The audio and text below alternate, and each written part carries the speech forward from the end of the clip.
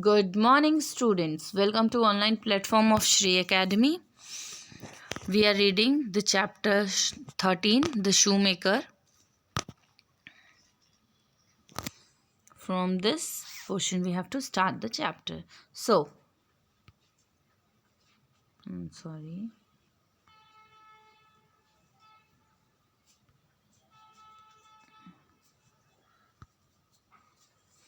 From this portion, we have to start the story.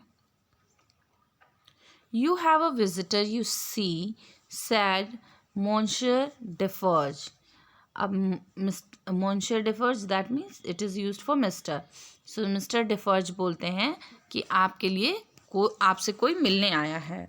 What did you say? What did you What did you say? Here is a visitor. तुम क्या कह रहे हो? तो कहते हैं यहाँ पे एक विजिटर है, तुमसे कोई मिलने आया है.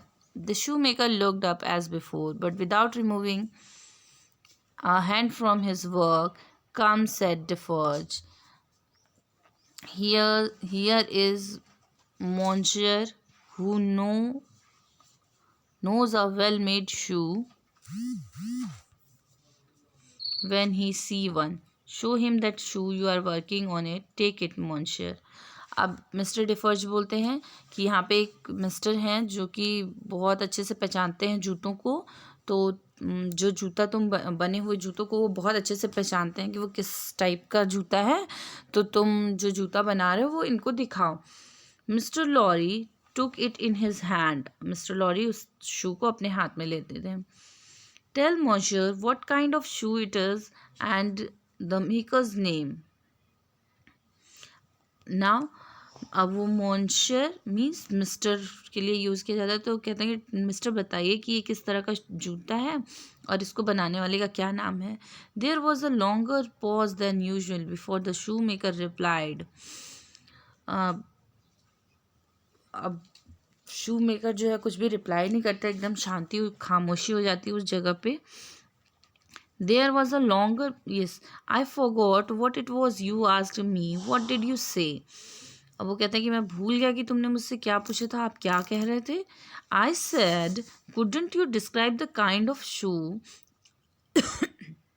For Monsieur's information. क्या तुम जूते की डिस्क्रिप्शन नहीं दे सकते हो इनकी जानकारी के लिए. It is a ladies shoe. It is a young ladies walking shoe. It is in the present mode. I never saw the mode. I have had pattern in my hand. He glanced at the shoe with some little passing touch of pride. Now what? Now the shoemaker replied that this is a lady shoe and I have not seen the fashion, but it is quite fashionable. This is trending in this time, so I have made this kind of shoe. And the maker's name said Defarge. अब Defarge पूछते maker का नाम क्या है.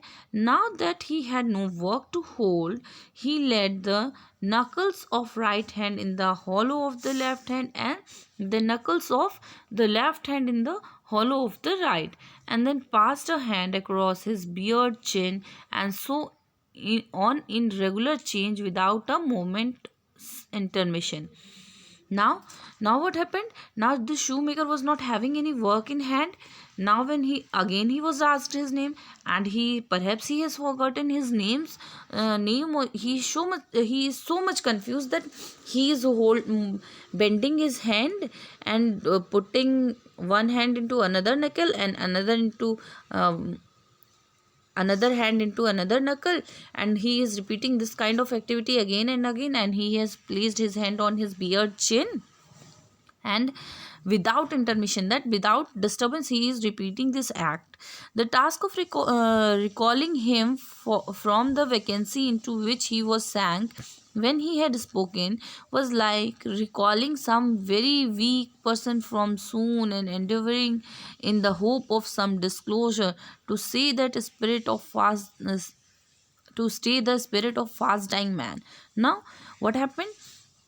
He was trying why the Mr. Defarge and Mr. Lorry were asking this kind of question again and again. Why they were asking his name? Because he has forgotten, or he has came through so much of torture by the policemen that he has forgotten his name. He has forgotten all his earlier life. Now they are trying to make him recall of his past life. So they are asking this kind of question. Did you ask me for my name? Assuredly I did. Now again the shoemaker asked that, have you asked my name? Assuredly I did. So Mr. Defoe said, yes, I have asked your name. 105 North Tower. Now what he has said, 105 North Tower. This is not a name, but he has said, is that all? 105 North Tower. So Mr. Defoe said, is that all? Is this your name? With a weary sound that was not a sig, there was not a sign, not a groan. He bent to work again until the silence was broken. You're not shoemaker by trade, said Mr. Lorry, looking steadfast at him. And now he said, means he gave a very unusual reply. That was not his name, but he said that.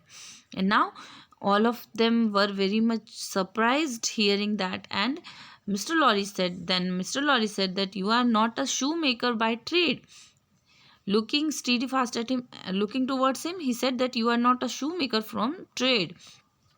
This haggard eyes turned to Defarge as if he would have transferred the question to him. And now he was looking to Mr. Defarge so that he will answer the question. But as no help came from the quarter, they turned back on questioner, and when they had sought the ground, I am not a shoemaker by trade. No, I was not a shoemaker by trade. I learnt it here. I taught myself. I asked to leave too. Now what happened when Mr. Lorry asked that you are not a shoemaker from trade, so he transferred this question to Mr. Defarge, as he transferred his eyes to Mr. Defarge, but Mr. Defarge did not give any reply. So he again looked at towards the questioner, and questioner when he looked towards the questioner, he said, no, I was not a shoemaker from a trade, but I have learned everything here only. He lapsed away even for a minute, ringing those measured changes on his hand the whole time. His eyes came slowly back at last to the face from which they had wandered. When they rested on it, it started and resumed in the manner of a sleeper that moved awake, reverting to a subject of the last night. And now what happened? Now the man was so much, means he has forgotten everything. He was so much lost that whenever he was asked any question, he was unable to reply. I asked to leave to teach myself, and I got it with much difficulty after a long while, and I have made shoe ever since. As he held out his hand for the shoe that had been taken from him, Mr. Lorry said, still looking steadfast in his face, Monsieur Manet, do you remember nothing of me? Now what happens? Now again the shoemaker said that I have learned everything here only. I had much difficulty in learning, but then also I have made it. And he said, Mr. Lorry, he took the shoe from Mr. Lorry and he again started working on it. And this time Mr. Lorry said, Mr. Manet, don't you remember anything of me? The shoe dropped to the ground and he sat looking fixedly at the questioner. And now the shoe dropped from his hand and now he started looking towards Mr. Lorry. Monsieur Manet, Mr. Lorry laid his head open the first arm. Do you remember nothing of this man? Look at him, look at me. There is no old banker, no old business, no old servants, no old time rising in your mind, Monsieur Manet. Now he is trying to make him recall or his past life. He is saying that, don't you remember Mr. Manet? Look at this man, look at me. Don't you remember anything? Now we do not have any bank, we do not have any work, we do not have any servant. Don't you remember anything about them? As a captive of many years, sat looking fixedly by turns Mr. Lorry and at Defarge, some long obliterated marks of active latent intelligence in the middle of the forehead gradually forced themselves through the black mist that had fallen on him. They were overclouded again. They were fainter.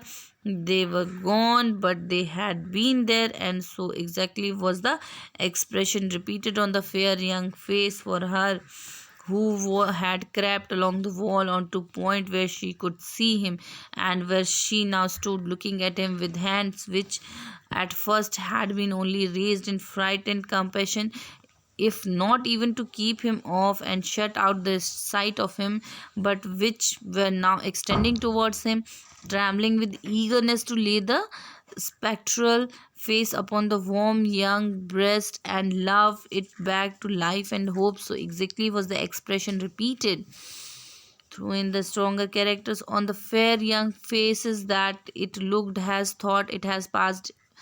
It looked as is though it has passed like a moving light from him to her. And now what happened? They were trying to make him recall all his past life, but he was not recalling. And at that time also the girl was standing on the door. She was trying to have a look of his father. She was very sad, as we can understand that a girl who was earlierly thinking that his father is dead, but somehow she came to know that his father is alive. But she went to meet him. She could not meet, she could not talk, as he did not remembered anything. Okay, students, the remaining portion of the chapter we will complete in the next video. There is very less portion left. We will do the remaining portion and the comprehension section in the next video. Thank you and have a good day.